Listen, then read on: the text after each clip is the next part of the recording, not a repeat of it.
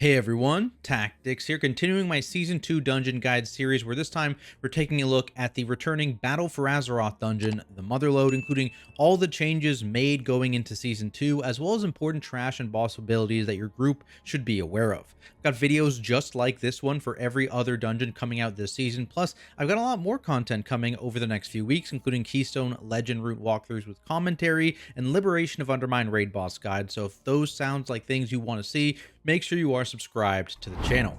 Otherwise, let's get this video started with the trash you're going to face as you make your way towards the first boss. First, you've got off-duty laborers. These guys are very plentiful, and they have a single ability in Throw Wrench. This targets the first person to aggro these mobs, so you really want to make sure that is your tank pulling any mobs or any packs that have these mobs in them, and not other people accidentally butt pulling or running ahead of the tank or hitting these mobs even early, as otherwise you're going to get hit by this very, very hard-hitting physical ability. In terms of interrupts, refreshment vendors are in this area as well. They have a single ability in Iced Spritzer. This is a random target channel, which you just want to keep interrupted. If you do miss the initial interrupt, you can use a CC to prevent the channel from continuing. Adult Thugs are a lieutenant mob in this area. They'll occasionally enrage themselves, so if you have a Soothe, you can use that, but this just increases their tank damage a bit.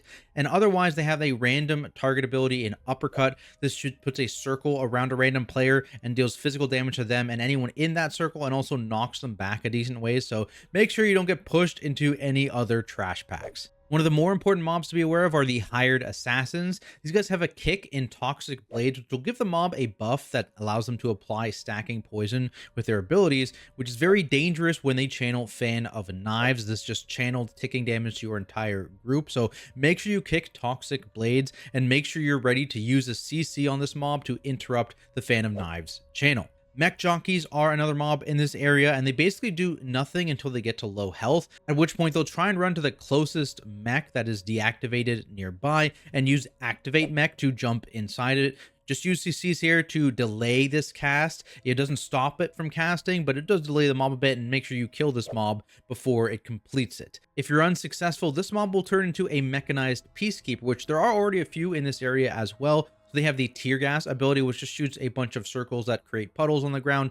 Avoid those. And then they have a Tank Buster and Charged Shield, which also causes the mob to gain a buff that makes their melees cleave Chain Lightning to the entire group. So this actually deals pretty heavy group damage as well after the initial hit. So healers will want to be prepared for that, and tanks pop a defensive on this hit. Eventually, you'll make your way towards the coin-operated crowd pummelers arena, where the main mechanic here is Foot Bomb Launcher, which causes 6 bombs to appear near where your group is in the room, and then they'll explode after 15 seconds in a timed detonation. To avoid this, you need to kick them into the boss, which stacks up a 25% damage taken increase on him. While doing this, I recommend having your tank keep the boss still while everyone else in your group is out kicking the bombs in, just to make it easier to actually have the bombs hit the boss. After getting all the bombs into the boss, you can then pop your offensive cooldowns and take advantage of that very large damage amp you've stacked up. For healers, the main source of damage is Static Pulse, which deals a large initial hit of nature damage to all players that knocks them back, and then applies an 8-second dot. Just make sure you have some healing prepped for when this ability happens. The boss also gets some help from hooligans in the stands who intermittently throw in piles of coins near the boss. You want to make sure you pull the boss away from these piles before it reaches full energy, as when it casts Coin Magnet, it'll slowly pull in anything within 15 yards, and if it successfully gets any coins, it gains a stack of the pay-to-win buff, which you want to avoid.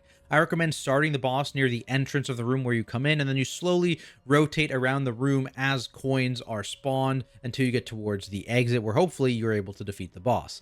After that, all players will want to be aware of the random target frontal and shocking claw, and just make sure you are close enough to the boss that you can easily avoid it.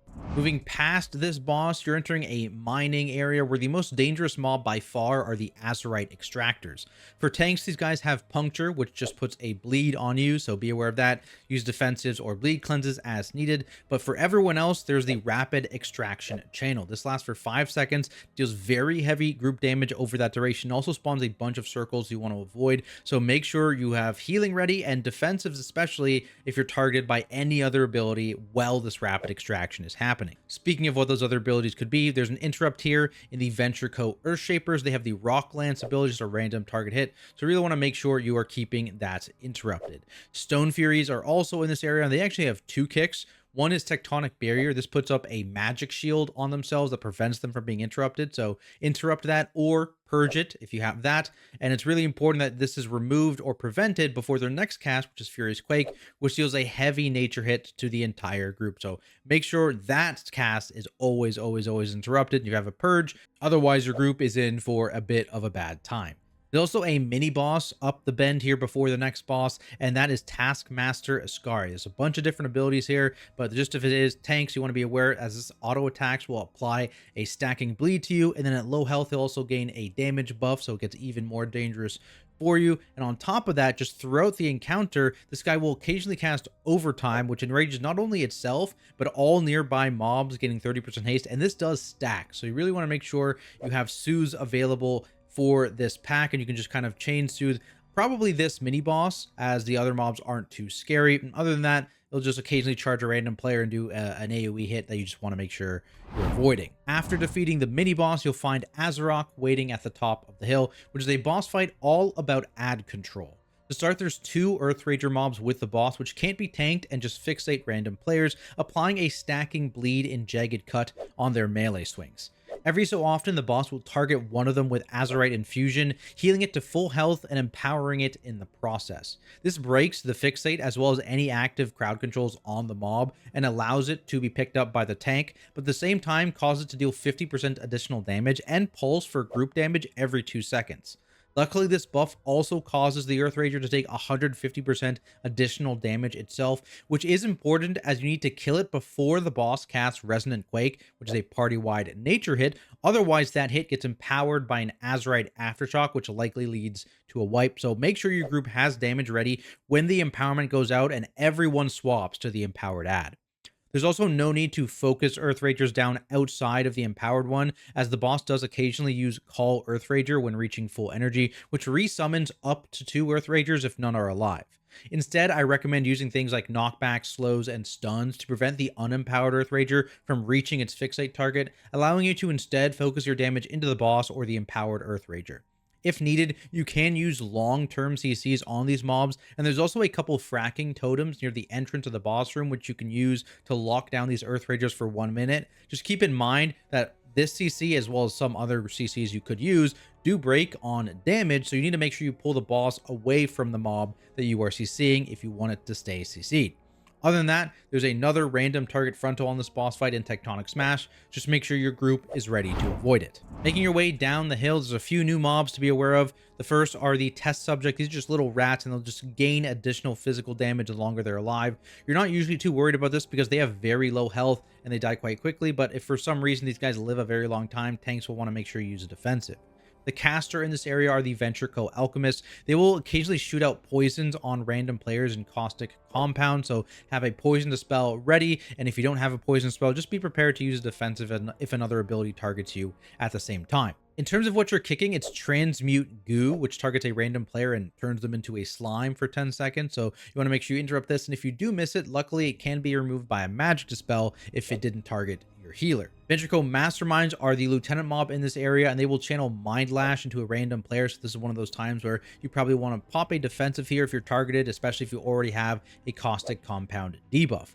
Other than that, there's the Brainstorm ability, which spawns tornadoes under 3 random players that then kind of rotate in a circle, and you really want to avoid these tornadoes as they put a nasty 6-second silence on you if they touch you, so very, very bad, especially if that hits your healer. Finally, there's the weapon testers in this area, and they have a single ability in Echo Blade, which shoots out a line at a random player. The targeted player can't actually avoid this line, but other players can, so you want to make sure that player just kind of stands still, and everyone else just gets out of the path. That brings us to Rixxa Fluxflame, where tanks will want to be aware that this boss doesn't actually hit you for physical damage. Instead, she hits for fire damage. So anything that strictly mitigates physical or melee attacks does not help you on this fight. Now, throughout the encounter, Gushing Catalyst causes pipes from above the arena to overflow and shoot out puddles that your group will want to avoid. When these go out, make sure that your group always dodges together, as these puddles can actually be moved around when the boss uses Propellant Blast. This sprays out a frontal towards a random player, dealing damage to them and anyone nearby, as well as pushing back any puddles hit. So if your group is split up here, you can actually push these puddles onto other players, which is not good. The targeted player here should also use a defensive and make sure that they're pointing the frontal towards nearby puddles to clear the platform while also keeping it pointed away from the rest of your group. This cast always happens 3 times back to back to back before the boss uses Gushing Catalyst again, so make sure everyone is prepared to be targeted by this ability. Otherwise, there's just a random target Azerokk Catalyst ability, which spawns even more puddles under a single random player every second for 5 seconds, so make sure the targeted player drops these near existing puddles to not eat up too much of your group's safe space. From there, you make your way towards the final boss, where there's only a couple new types of mobs in this area. First, you'll notice that crawler mines actually litter this area, and these are dormant mobs, but will pop up if anyone walks within 4 yards of them activating them, and all they do is use Seek and Destroy, which causes them to fixate a player and explode on touching any player, not even just the fixate target. So you want to make sure everyone is watching out these mines, use stuns to stop them from moving, get out of their path entirely, do not let them touch you whatsoever, even if you aren't the fixated player.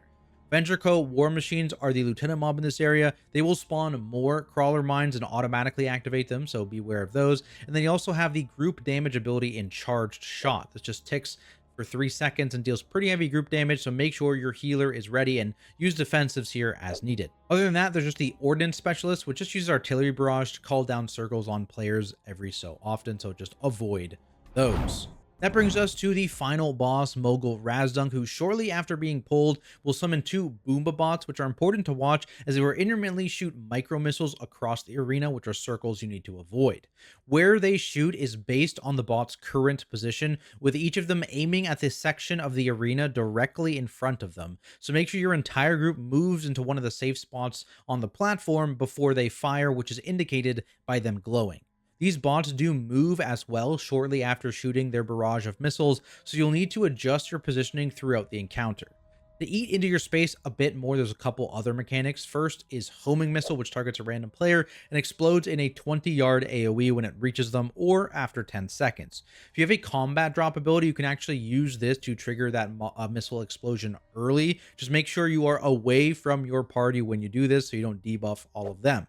Otherwise, I recommend either having the targeted player pop a defensive and let the missile hit you again away from your party, or if you really need to and you don't have a defensive available, you can just kite it out for 10 seconds. Just be careful and make sure you aren't trapped by some of the circles the bots are creating in the process. There's also a frontal attack in Gatling Gun, which always starts pointed at the tank, but then rotates 360 degrees in a random direction, so your group needs to be ready here to move depending on which direction it rotates in. Also for tanks, Razdunk is another boss that does not use melee attacks, once again hitting you for fire damage, leaving abilities that mitigate physical damage or melee swings not very useful here.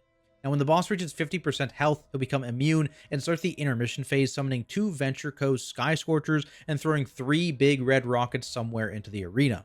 These rockets are important to end the intermission, as the player targeted by the Drill Smash ability can run near them to cause the boss to smash into them, which removes 1 stack of his immunity. Because of this, I recommend playing near one of the remaining rockets throughout this phase, just to make it easier for the player targeted by Drill Smash to get to them in time. Just make sure you do move out of the Drill Smash circle yourself once it's placed so you don't get hit, otherwise it will likely one-shot you. Once all 3 rockets are destroyed, you return to the boss phase, which is the same as before the intermission. As for the Sky Scorchers, these guys just spam Buster Shot at random players, so use defensives here as needed and focus one of them down quickly to cut the damage this phase does in half.